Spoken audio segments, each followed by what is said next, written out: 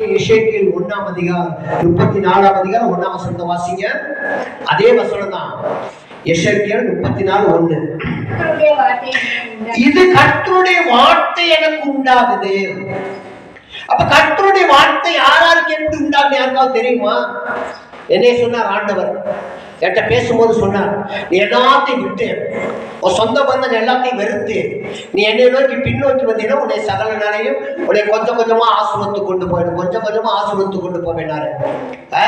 அப்ப அந்த கர்த்தருடைய வார்த்தை பிடித்து கொண்டு தான் நம்ம ஓடணுமே ஒழிஞ்சு கர்த்தருடைய வார்த்தை இல்லாம நம்ம ஓடக்கூடாது. கர்த்தருடைய வார்த்தை ரொம்ப கவனம் நமக்கு முக்கியம். கர்த்தருடைய சத்தம் அதோட முக்கியம். அதோடு அவருடைய சமாதானம் நமக்கு முக்கியம். அவருடைய ஓட்டப்பந்தயத்தில் ஓடுற நம்ம வாழ்க்கை நிச்சயத்து ஓட வேண்டும், நிச்சயமாக ஓட வேண்டும். நிறைய பேர் நினைப்பாங்க, நான் இடையில தோத்து போயிடுவேன், என்னால ஓட மாட்டேன். அதனாலதான் கர்த்தர் சொல்றார், நீ இடையில தோத்து போகணும் விசுவாசம் உனக்கு இடையில தோத்து போற விசுவாசம் தான் வரும். நான் கர்த்தருடைய மரண பரிவுள்ள கடைசி வரைக்கும் ஓடுவேன்னு சொன்னா ஆண்டவர் சொல்ல, உனக்கு நான் வழிகாட்ட ரெடியா இருக்கேன்.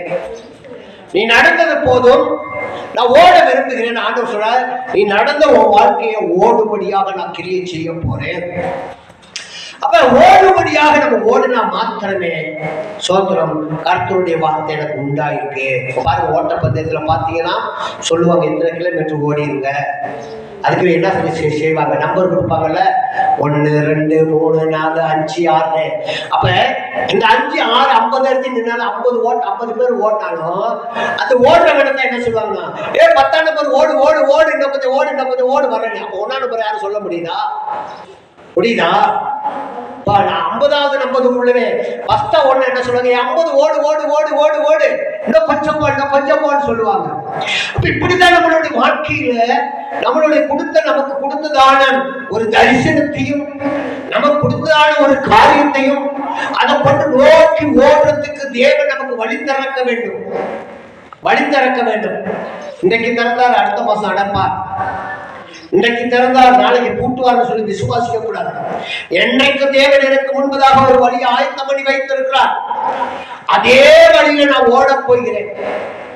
நான் ஓடுவேன், அதே வழியில நான் ஓடி தேவனை பிடிப்பேன்.